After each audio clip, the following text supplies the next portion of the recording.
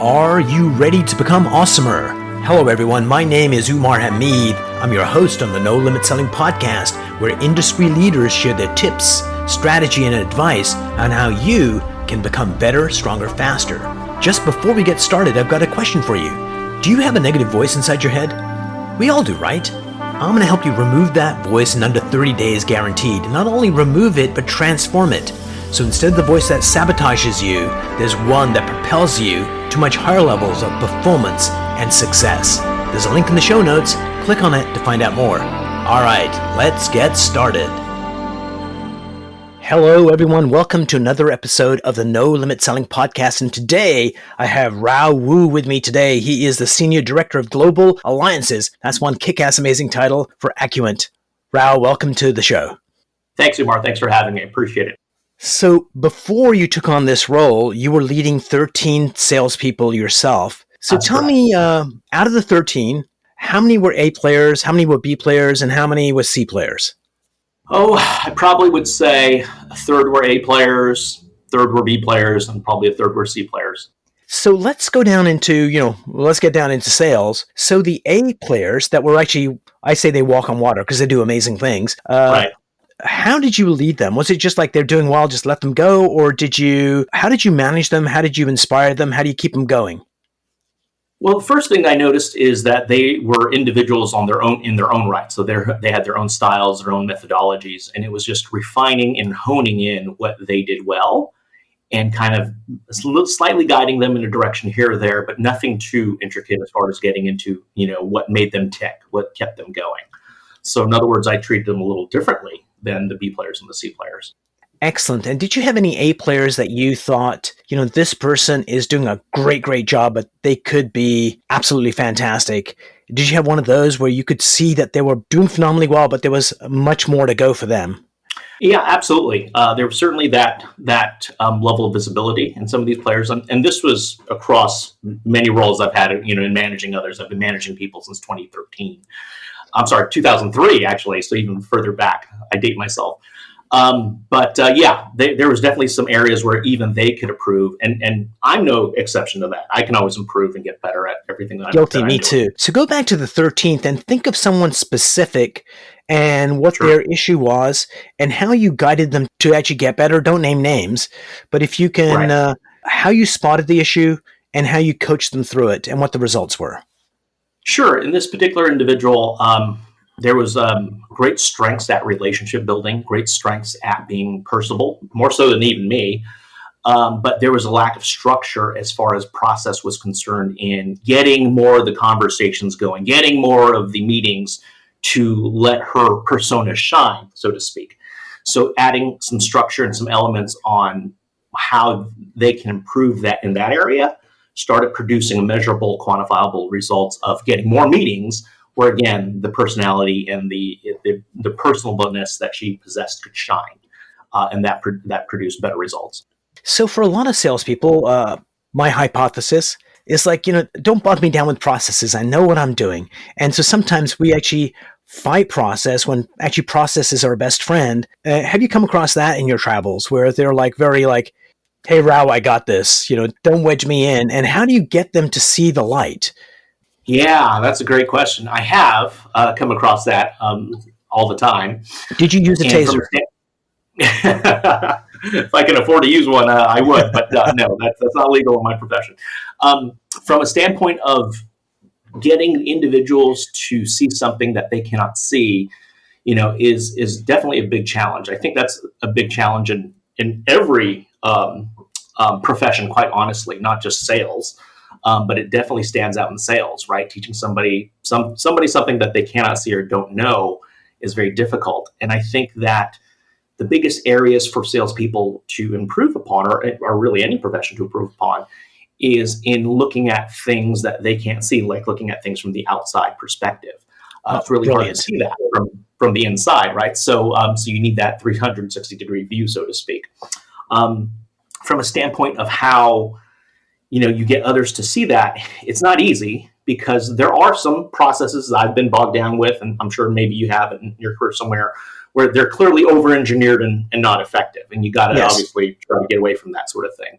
But then when you can get individuals to see things intuitively, Yes. then it starts clicking, and that's the key element. That's an element that was part of my career in teaching martial arts. I taught martial arts for a long time as a profession. And so using those experiences with sales is also kind of how I got around some of those hurdles by getting individuals to recognize just natural intuitions on what should be intuitive to them and why they're not, applying those processes, and how they can better improve those processes from a measurable standpoint is something to work through and getting through that challenge. So I'm seeing this book title for you when you write your book. Right. How to win clients without a throat strike. I mean, it could be good. Exactly. It ties martial arts to sales. So thank you for sharing that. And I actually wrote down getting people to see something they cannot see is what leadership has always been about. Sure. So let's take a deeper dive into B players. B players do a good job. We're happy they're part of the company. Right. And oftentimes this is my hypothesis, correct me if I'm wrong. Sure. Is that the skill set of an A player and a B player is almost identical. The only difference is mindset. I would agree with that. And I'd also say on top of that, Umar, at least in my experiences, it's a lot of the little things that they're not doing, not big things. They're not big, pieces or techniques or tactics or strategies that they're using. They're small things that when you add up all these small advantages, you get a big advantage, right? From that standpoint, I would say both those things are hand in hand, mindset, and then also doing the little things better that add up that the A players are doing. So there's very much martial arts, right? It's like, perfecting the basic moves to a point they become effortless. So give me an example of 2-3 little things that salespeople can do that would allow them to get big advances in their sales career. Sure. I'll get into the basics of let's just say prospecting, right? Now, some sales roles have another team doing that for them. They have marketing driving it for them. They maybe have SDRs, delivering appointments for them. But you always need to be doing that in this line of work, right? You're always selling. You're always knocking on doors. You're always, dialing or always sending emails, whatever the outreach may be. You can measure that, right? And you can statistically study that. And putting pieces like that in place on a day-to-day basis start adding up to a large advantage. When you're not doing that or not doing that consistently, then obviously your pipeline gets a little bit up and down, your wins and losses get a little bit up and down, and you're less consistent that way. So that's a little thing that can be done and fine-tuned better from all of us really in this line of work. That's one thing, that's one angle. I'll shift gears a little bit into, let's say, when they're presenting, negotiating, and discussing, their wares or their offerings. From that standpoint, a lot of times reps, like to show up and throw up. That's an old expression I'm sure you've heard, and not listen necessarily to the prospect and not listen. That was a joke. Exactly. I promise it was a joke. To the prospect or the client. Where everything that they're saying is 10 times more important than what a salesperson's saying in driving the sales scenario, right? And so I see that mistake happen quite a bit, and that's something that you can correct. And you have to kind of sit in with some of your reps to do that, or do it for them, or do it with them, or in all the above, right? To hone in and get better at those areas. And then I'll take one step further for my third example on just the obstacles of the whole deal, negotiating it and putting it together. A lot of times, looking at it, from a big picture standpoint and understanding, the does it make sense, does it not make sense scenario, right, is good at helping reps overcome, obstacles or find out they're in an opportunity they're not going to win. And I think those things are all important too. So one of my clients, he runs a really successful company. They're sales driven, and he does prospecting every day. But instead of doing it in his fancy office, he comes out to the bullpen, sits down with everyone else, and just walks his talk, which I thought was A, amazing leadership, and B, even though he's been doing it for 30 years, he still prospects every single day because that's how greatness happens. Absolutely. Yeah. So let's go down to the C players. Sure. So a lot of organizations have like a third of C players, let's say, or a quarter of them. And the question is, why are you keeping them there? and there's like inclination to get rid of them. Kind of, what are your thoughts on that? Yeah, that's a great dilemma. At a certain point, you have to obviously make difficult cuts, no matter how well you do or don't like some of those folks if they're not performing. I think from a standpoint of there's so much guidance you have the tolerance for, so much learnings and teachings and developing that you have in your role, depending on the role, depending on the organization, of course, that you have that tolerance level where, at a certain point, they're not getting it. And at a Yep. certain point, they're not putting in the effort. And if either of those two occur, then of course you have to make the cut. There's no question about that. Um, Sometimes it's the mindset of really just understanding that they're just not on the same team you are, right? They're just not going to do it. They're just not going to buy into the company vision or buy into the management's visions. And of course, you have to make difficult decisions there and make the hard cuts as well because it's not going to work. But then there's other times, and I've been through that scenario too, where you have the C player that's struggling a little bit, but with some guidance, you can get them on the right track with a little bit of processes, you can get them going. And if they stick with that, you can see the development. Then you start seeing the results. I've had managed people like that in my career that have Nice. become A players, and that's really where you shine as a leader in developing those folks. And that's really where you shine and not only just getting the results you want for your company, for your team, but in developing fans for life. Because to date, some of those are bigger roles than I am now, and they're still friends and fans, and they message me all the time. Nice. Actually, it was one of my clients was telling me like he was a sales superstar, but he was saying, it was the third visit with the CEO where the guy said, okay, that's it. Your ass is out of here at the end of the month. You're just not good enough. And something about that last conversation just sparked a fire within him. And he moved up to be like the number one sales guy. And so sometimes you just never know. Yeah, So, Rao, you've been doing this for a while. You've sure. reached a certain level of performance. Where are your sticking points? What are the barriers you're trying to improve in your performance? What do you see in yourself? Um, well, so the first part comes down to, again, sometimes it's hard to see what I can't see from the Oh, yeah. inside. And I need the criticism and the direction from others, my superiors, my subordinates, my peers, whatever that might be. So there's always that challenge. B, and I think this is something that we all suffer for, we get to a certain threshold, certain successful point in life, and we're complacent, right? We're kind of happy with where we're Oh, at. yeah. And pushing that is always something that I find myself challenged at from time to time. I can always be pushed. I can always do better. On the grand scale, I'm doing some big things. I'm impacting the world quite literally as we Yes. speak. But yet I can see myself doing bigger things, right? I can see myself going beyond that. And so those are certain areas that I always kind of challenge myself with every day, thinking maybe I can do a little bit more. Maybe I can get better here or start winding out my experiences.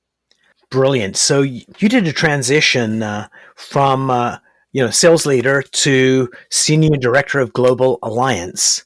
And so first, let's talk about what your company does. It's all about the brand for companies. A couple of Sure. bad reviews can actually hit you really hard. And if you have an avalanche of them, it can knock your stock price for a loop. So define the problem, and then we'll talk about your role and how you interact with your strategic partners. Sure. So the company I'm with is Accurate, and it's a leader in the digital identity space, and that's the problem of solving that a person is who they say they are in an online or mobile or web environment. The digital identity I'm space actually is a fairly new. 14-year-old girl. Exactly, right? So on the internet, anybody can be anybody, and when you are building businesses that deal with e-commerce Yes. or compliance issues like know your customer, KYC they call it, or any kind of onboarding scenarios, and you get bad actors into your space, you now have a challenged environment. A lot of the gig economy, so to speak, your Ubers, your Airbnbs, they're built on trust and safety. Your online Yes. marketplaces, right, things like that. And as soon as that's violated, their brand gets hit hard, but obviously their customer base gets hit hard too. So the world, as we speak, is trying to solve for these challenges and issues on a day-to-day basis. And these are some of the biggest brands and biggest companies we've all heard of, right, that are still challenged in this area because the technology is moving so much faster these days, especially over the last couple of years, right, where this is an issue and this is a challenge. So you were going from, a direct sales force where these 13 people report to you, and now you're working with strategic partners that have their own sales forces. So tell me how that's changed your role and how do you influence those sales teams? Because I used to be in the high tech industry, and when we sold to distributors, I would go do floor days and give spiffs and educate, motivate the people to sell these products. So how do you cross that bridge? Yeah, it's a little different now because now you're dealing with sales reps that don't report to you. In fact, they Mhm. don't report to the organization, right, that you're part of. So they're not beholden to your rules and regulations and that sort of thing. So it's a little bit more challenging from that regard.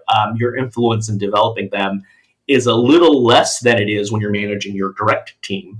But at the same time, you are arming them and helping them with the tools they need to go in and win for you, so to speak, right? So it's really trying to do my best at getting them what they need as fast as I can, in the most professional manner that I can, and obviously supporting them when needed. A lot of times they'll bring me into their sales calls to Nice. represent our product line within their tools and their tool sets.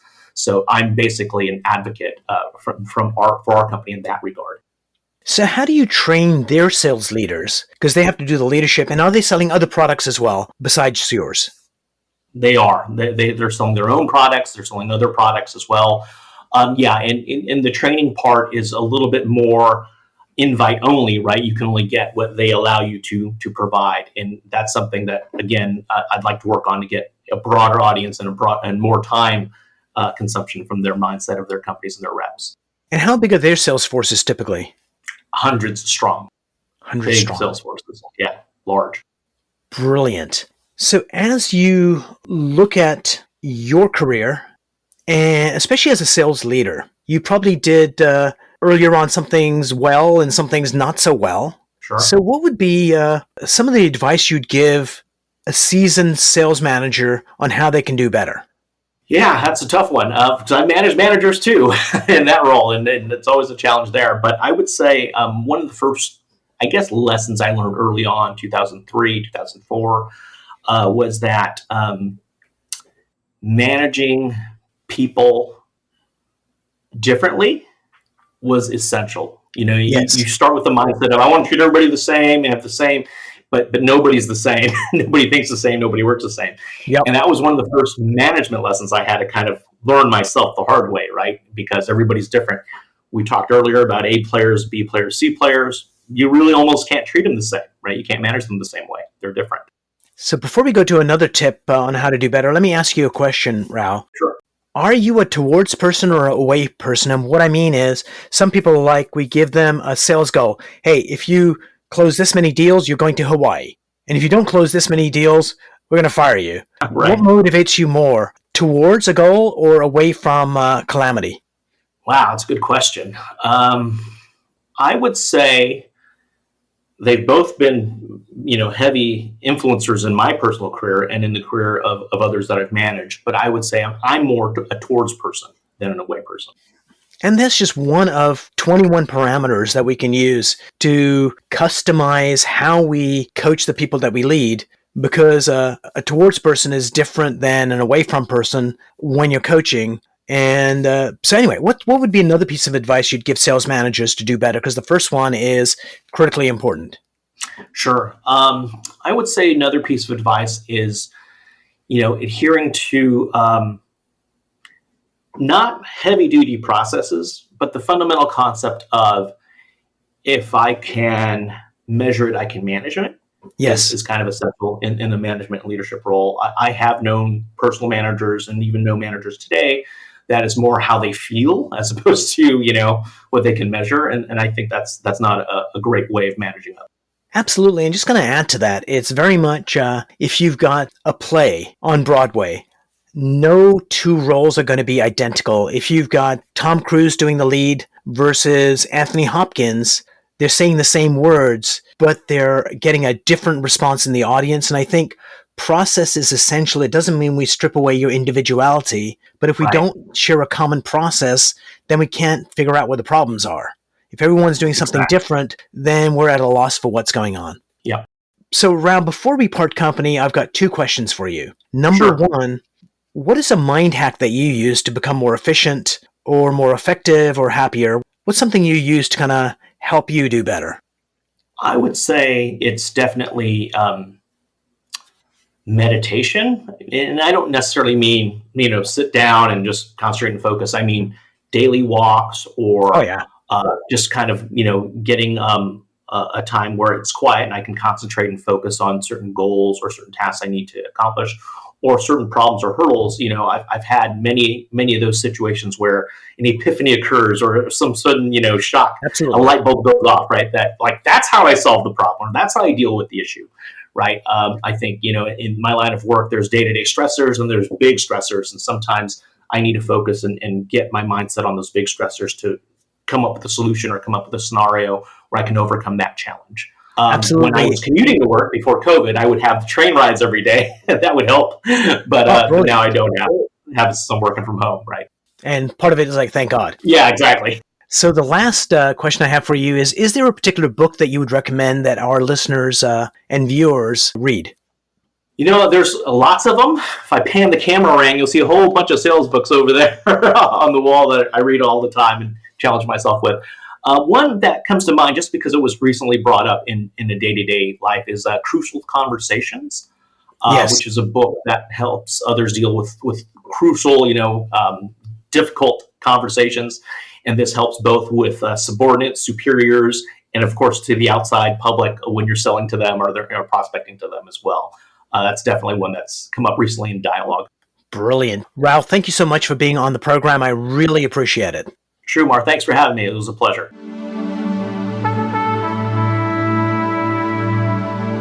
If you enjoyed this episode, please go to iTunes and leave a 5-star rating. And if you're looking for more tools, go to my website at nolimitselling.com.